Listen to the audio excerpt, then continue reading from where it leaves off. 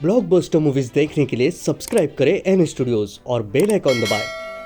My Lord, आज इस अदालत में एक बलात्कार का मुकदमा आया है।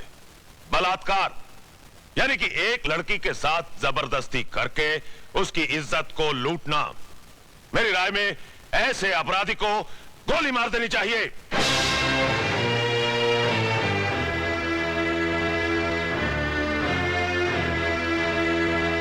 अगर एक लड़की अपनी मर्जी से एक लड़के के साथ हम बिस्तर होती है और उसके बाद अपने कपड़े खुद ही फाड़ती है, अपने बाल बिखेरती है और अपने ही नाखूनों से अपने बदन पे निशान लगाकर चिल्लाती है, बचाओ बचाओ मेरा बलात्कार हो गया, तो क्या अदालत मान लेगी? I object your honour. मेरे फाजिल दोस्त मिस्टर ज्ञान प्रकाश एफआईआर में दर्ज रिपोर्ट को झूठा कह रहे हैं। झूठी रिपोर्ट को झूठा कहना गलत नहीं है वकील साहब। रिपोर्ट लिखी किस पुलिस ऑफिसर ने थी माय लॉर्ड? उस पुलिस ऑफिसर ने जो सरदार करतार सिंह के कर्ज तले दबा है और बचपन में एक चोर था। इंस्पेक्टर खान, क्या ये सच है? माय लॉर्ड, दरअसल आप सिर्फ हाँ या ना में जवाब दीजिए। ये सच है। That's all your honour. जिस इमारत की नींव ही खोखली हो, उस इमारत का अंजाम क्या होगा? आगाज हुआ ही नहीं और आप अंजाम तक पहुंच गए वकील साहब। इस हादसे के चश्मदीद गवाह हैं योर ऑनर 40 मासूम छोटे छोटे बच्चे, जिन्हें ना ही आपकी बुलंद आवाज का खौफ है और ना ही किसी अंजाम की परवाह। आप फिक्र मत कीजिए वकील साहब, धीरे धीरे सबको बुलाऊंगा इस कटहरे में। माय लॉर्ड, सबसे पहले मैं मिस माला से कुछ सवाल पूछना चाहता हूं।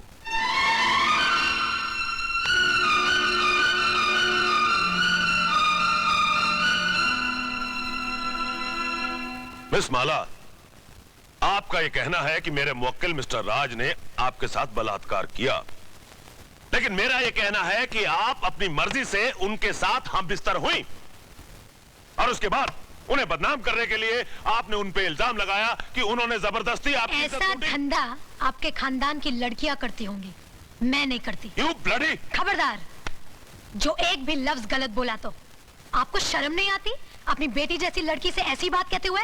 मिस माला, ये मंदिर नहीं जहां प्रवचन किया जाए, ये अदालत है जिसमें एक मासूम की जिंदगी का फैसला होने वाला है। जिसने मेरी जिंदगी को गाली बना दिया वो आपको मासूम लग रहा है, इसलिए कि उसने आपके जेब में हरे हरे नोट भर दिए। अगर नोटों के लिए ऐसे ही अपने जमीर को बेचते रहे तो एक दिन इसी कटहरे में मेरी जगह आपकी बेटी खड़ी होगी, जो ऐसे किसी रईस के बेटे की हवस की शिकार हुई होगी। उस दिन न तो ये नोट आपके काम आएंगे और न ही आपकी आवाज गले से बाहर निकलेगी। गुनहगार को सजा दिलवाने के बजाय आप उसकी तरफदारी कर रहे हैं। तुम जैसे वकीलों को तो जन्म देकर तुम्हारी माँ भी पछता रही होगी। Order, order. आप क्या ऑर्डर किए जा रहे हैं? क्या आप सबका जमीर मर गया है? ये वही हिंदुस्तान है जहाँ औरतों को पूजा जाता था, कभी सीता के रूप में तो कभी सावित्री के रूप में।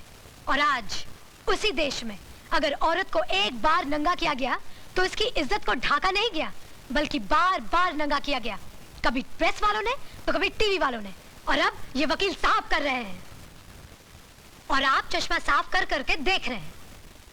अरे समाज के ठेकेदारों, क्या भूल गए तुम लोग? द्रौपदी को भी एक बार नंगा किया गया था, कौरवों का पूरा खानदान मिट गया था, आज उनके खानदान का एक भी वारिस नहीं बचा। वकील साहब, यही पूछना चाहते थे ना कि बलात्कार के वक्त वो मेरे ऊपर था या नीचे? उसके हाथ कहाँ थे, मेरे स्तन पर या मेरी जांघों पर? बंद कर दीजिए तमाशा। अपनी घर की बहू बेटियों को बेइज्जत करने का ये ड्रामा बंद कर दीजिए। कहीं ऐसा ना हो कि आज की औरत शर्म की दहलीज पार कर जाए। इस अदालत में कल जो मुकदमा आएगा वो ये नहीं होगा कि एक लड़के ने एक लड़की का बलात्कार किया, बल्कि ये होगा कि एक लड़की ने एक लड़के का बलात्कार किया। सिर झुकाए ये खड़ा होगा, ये मैं नहीं। Order, order. The court is adjourned. ये लड़की है या किसी देवी का अवतार? अरे पिछले 30 साल में मैंने बड़े से बड़े धुरंधर वकीलों को अदालत की धूल चटवा दी, लेकिन इसने मुझ जैसे पहाड़ को अपने पैरों तले रोन के रख दिया। मगर आप तो अपने आप को माइक टाइसन कहते थे। माइक टाइसन को भी कोई मर्द नहीं पछाड़ पाया था। अरे उसे भी पछाड़ा तो एक मामूली सी लड़की ने। मगर अब हम क्या करें ये तो बताइए।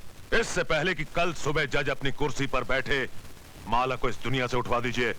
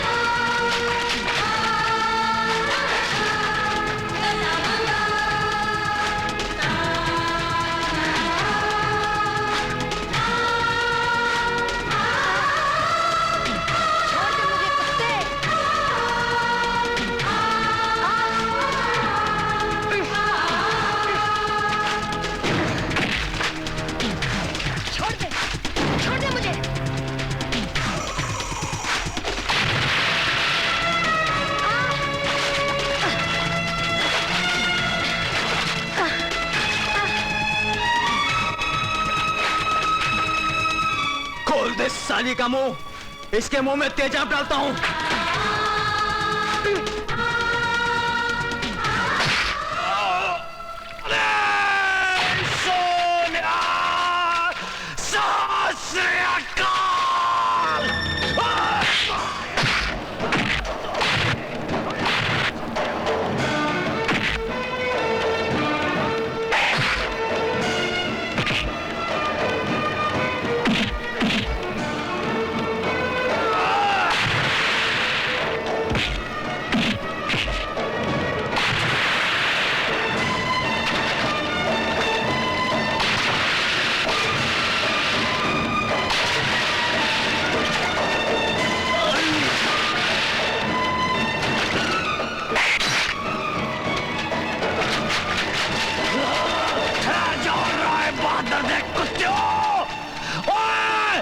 सरदार करतार सिंह तोड़े फटे चक देगा।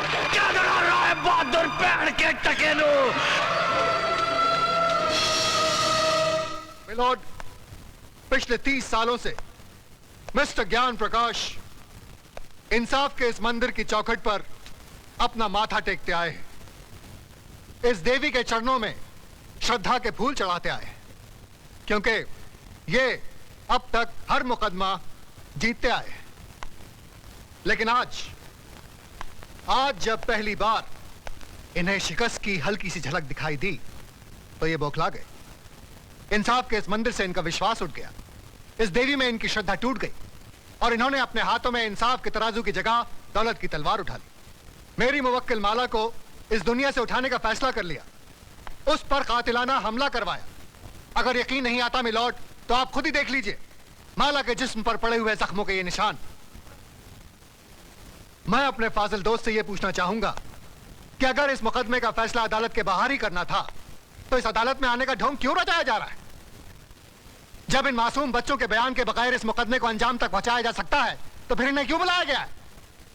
अगर ताकतवर अपनी ताकत के जोर पर ही मुकदमे का फैसला करवा सकता है तो यह अदालत क्यों बनाई गई है? अगर गरीब और बेबस को इंसाफ नहीं दिया जा सकता तो बंद कर दीजिए यह अदालत। रुक जाइए जज साहब, आप अपना फैसला सुनाएं, इससे पहले मैं आपसे एक सवाल पूछना चाहती हूँ। पूछो।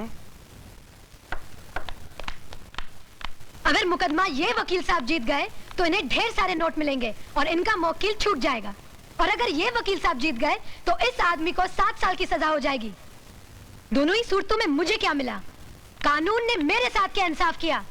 जो इंसान कानून की मर्यादा को तोड़ता है, कानून ही उसे सजा देता है। मर्यादा मेरी तोड़ी गई है, कानून की नहीं। इज्जत मेरी लुटी है, कानून की नहीं। Order, order. क्या मैं माथे पे लगे इस कलंक के साथ जी सकूंगी? कौन थामेगा मेरा हाथ? कौन भरेगा मेरी मांग में सिंदूर?